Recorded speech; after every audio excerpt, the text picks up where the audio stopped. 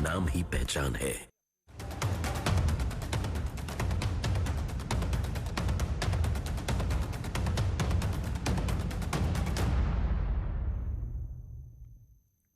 नमस्कार, वक्त हो गया खबर दमदार का। आपके साथ मैं हूं अपर्णा मौजम। शुरुआत करते हैं आज की बड़ी खबर के साथ। गोरखपुर में कानपुर के कारोबारी की संदिग्ध हालत में मौत के मामले में सीएम योगी आदित्यनाथ सख्त हैं। सीएम ने खुद मनीष गुप्ता की पत्नी मीनाक्षी से मुलाकात की और दोषियों पर कड़ी कार्रवाई का भरोसा दिया है। साथ ही मीनाक्षी को कानपुर विकास प्राधिकरण में ओएसडी के पद पर नौकरी भी दे दी गई है।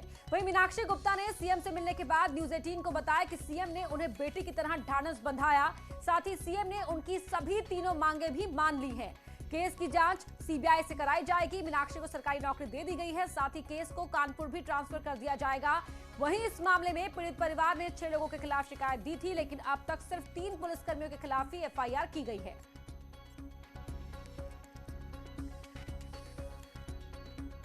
जी ने मुझे पूरा आश्वासन दिया है कि मैंने जो जो उनके आगे प्रस्ताव रखे थे उन्होंने सारे प्रस्ताव मान लिए हैं। जैसे कि मैंने सरकारी नौकरी के लिए कहा था, उन्होंने सरकारी नौकरी के लिए कह दिया है। मैंने बच्चे के कंपनसेशन के लिए भी कहा था, उन्होंने कंपनसेशन के लिए भी बोला है। और साथ में बहुत अच्छी बात ये रही कि उन्होंने अपने मन से ही मेरे केस के प्रति बहुत पहले से ही समझ बूझ के उन्होंने एक पारिवारिक एक मुखिया की तरह बहुत अच्छा निर्णय लिया कि इस केस को कानपुर ट्रांसफ़र कर दिया जाए ताकि इस केस की अच्छे से पैरवी हो। वहीं सीएम योगी ने साफ कहा कि घड़ियाली आंसू बहाने वाले आपके बीच आएंगे, लेकिन आप भरोसा रखें कि दोषियों को बख्शा नहीं जाएगा। वही लोग हैं जो आज घड़ियाली आंसू बहाने के बहाने आपके पास आने का प्रयास कर रहे हैं। आज मैं देख रहा था, मेरा कार्यक्रम पहले से कानपुर में है और मुझे देखकर के आश्चर्य हो रहा था।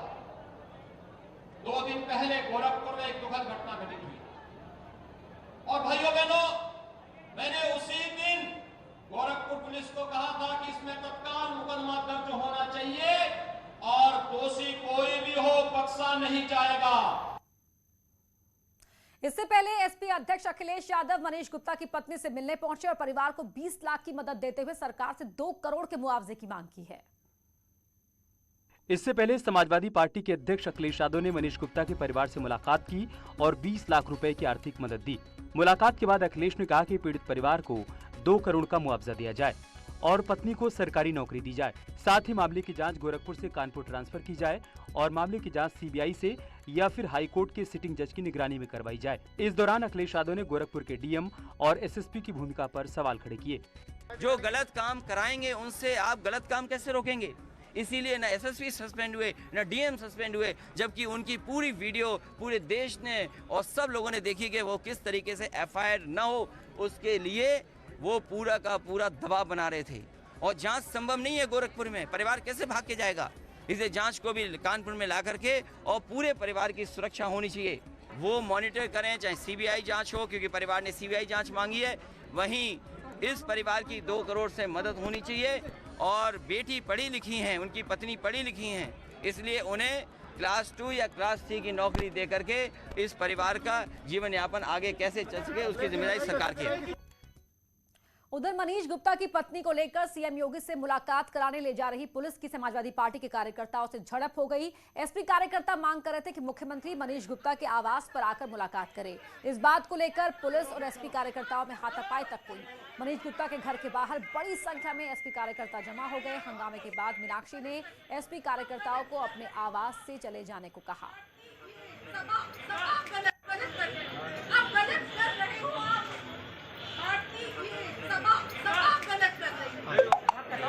अभी तक सभा ने सही किया है, मेरा साथ चलो फिर चलो। अब आपको महंत नरेंद्र गिरी की मौत से जुड़ा हुआ आज का अपडेट बता देते हैं। सीबीआई आरोपी आनंद गिरी को हरिद्वार से लेकर वापस लौट आई है। खबर है कि सीबीआई को हरिद्वार आश्रम से अहम सबूत हाथ लगे हैं। सूत्रों के मुताबिक सीबीआई ने आनंद गिरी का लैपटॉप जब्त किया है, जिसमें वो वीडियो भी सीबीआई के हाथ लगा है, जिसका जिक्र महंत नरेंद्र गिरी ने अपने सुसाइड नोट में किया था। वहीं दूसरी तरफ पुलिस लाइन में आरोपी आदित्य तिवारी और संदीप तिवारी से भी सीबीआई ने पूछताछ की। अब खबर यह भी है कि सबूत मिलने के बाद सीबीआई तीनों आरोपियों को एक साथ बैठाकर भी पूछताछ कर सकती है।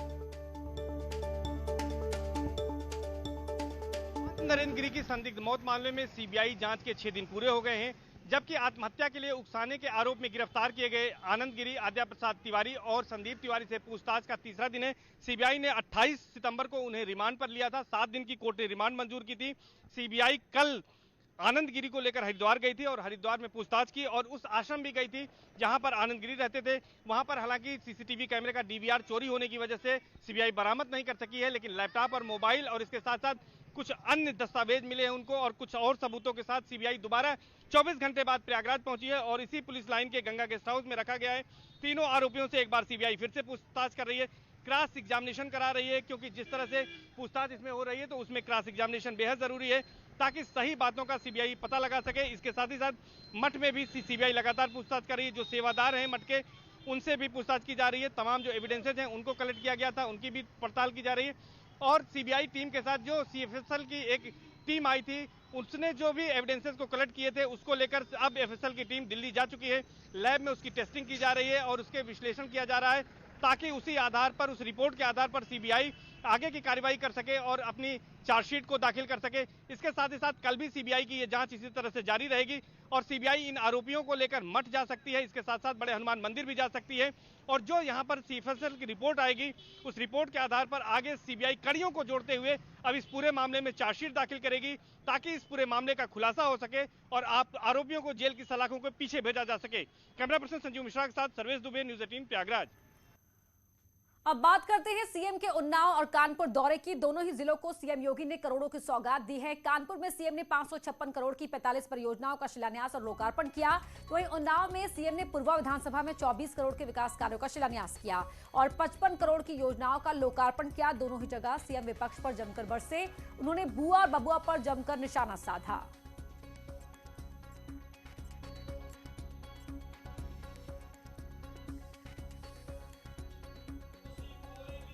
और पहले तो बहन जी आती थी, वो अपने गांव अपने जिले तक सीमित रखती थी।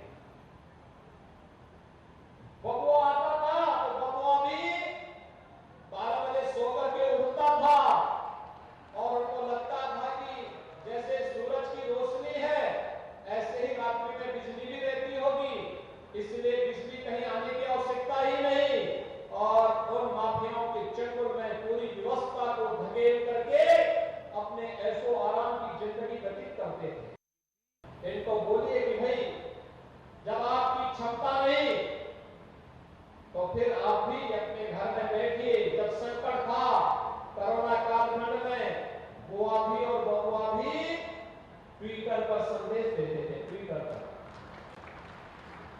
तब उनको जनता की सुध नहीं थी।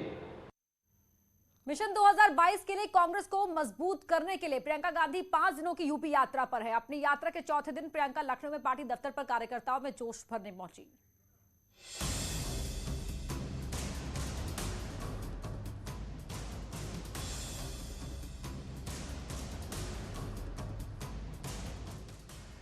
यूपी चुनाव की कमान संभाले कांग्रेस की महासचिव प्रियंका गांधी पिछले 4 दिनों से लखनऊ में मंथन कर रही हैं। लखनऊ कार्यालय में कार्यकर्ताओं और पदाधिकारियों के साथ लगातार बैठकें कर रणनीति बनाने की कोशिश में जुटी हैं। वहीं टिकटों को लेकर कांग्रेस ने होमवर्क भी किया। कांग्रेस चुनाव स्क्रीनिंग कमेटी की 2 दिनों तक चली मंथन के बाद स्क्रीनिंग कमेटी के सदस्य दीपेंद्र हुड्डा ने बीजेपी सरकार पर वार किया कि आमदनी दुगने का वायदा तो खैर जुमला साबित हुआ, जैसे बहुत से पहले वायदे जुमले साबित हुए। सरकार के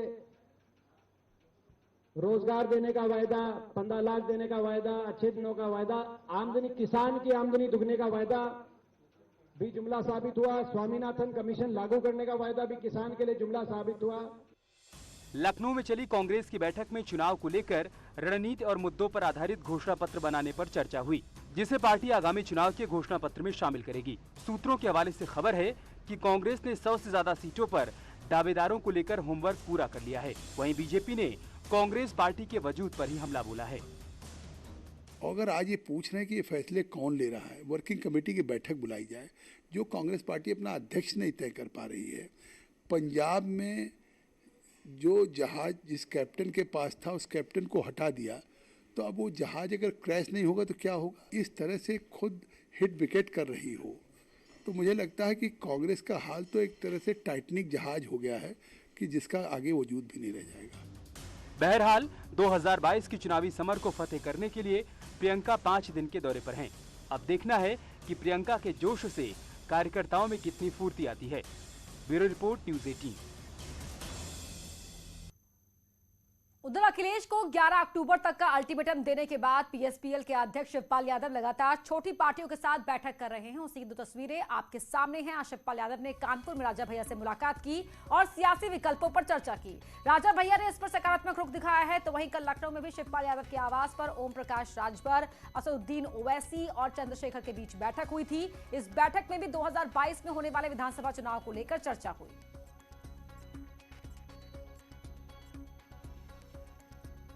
उत्तर प्रदेश में बुआ और बबुआ का गठबंधन हुआ, लेकिन उत्तर प्रदेश ने नकार दिया। जब उत्तर प्रदेश में बड़े बड़े राजनीतिक दलों के गठबंधन भारतीय जनता पार्टी को पराजित करने में सफल नहीं हो पाए, तो अब छोटे छोटे राजनीतिक दल अगर गठबंधन करने की कोशिश भी करे तो भी भारतीय जनता पार्टी को नहीं हरा सकते। ये छोटे दल केवल जाति और मजहबी उन्माद भड़का करके अपने कुछ जातीय समूह की तरह काम करते हैं। इनका वास्तविकता में जनता के बीच में जनाधार नहीं है। यूपी में सियासी जमीन तलाश रही आम आदमी पार्टी का दौरा जारी है। प्रयागराज के दौरे पर पहुंचे दिल्ली के डिप्टी सीएम मनीष सिसोदिया ने बीजेपी सरकार पर वार किया और अपनी पार्टी के लिए यूपी में शिक्षा को मुद्दा बनाया। यूपी में शिक्षा बजट को बढ़ाने की वकालत कर रहे हैं। मनीष सिसोदिया ने सरकारी स्कूलों को दिल्ली की तर्ज पर बनाने का दावा किया। गरीब बच्चों की मुफ्त शिक्षा का वादा करते हुए मनीष सिसोदिया ने छात्रों के 10 लाख के लोन की गारंटी लेने की बात कही।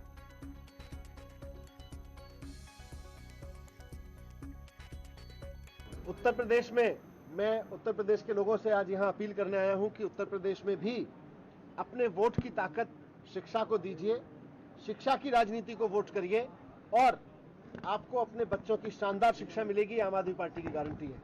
आम आदमी पार्टी की सरकार बनेगी तो पहले साल से उत्तर प्रदेश के बजट का 25%, कम से कम 25% शिक्षा पे खर्च किया जाएगा। यहाँ रुक रहे एक छोटे से ब्रेक के लिए, जल्द लौटते हैं।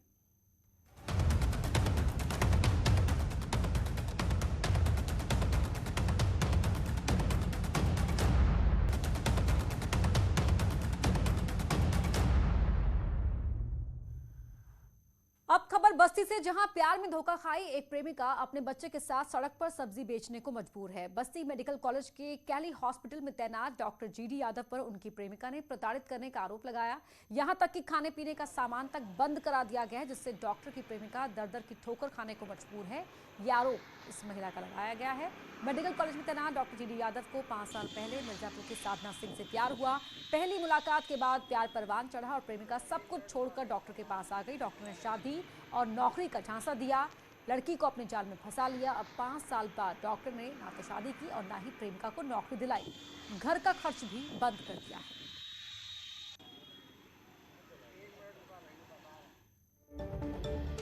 और बड़ी खबर आपको बता रहे हैं, विधायक अमन मणि त्रिपाठी को बरी किया गया है।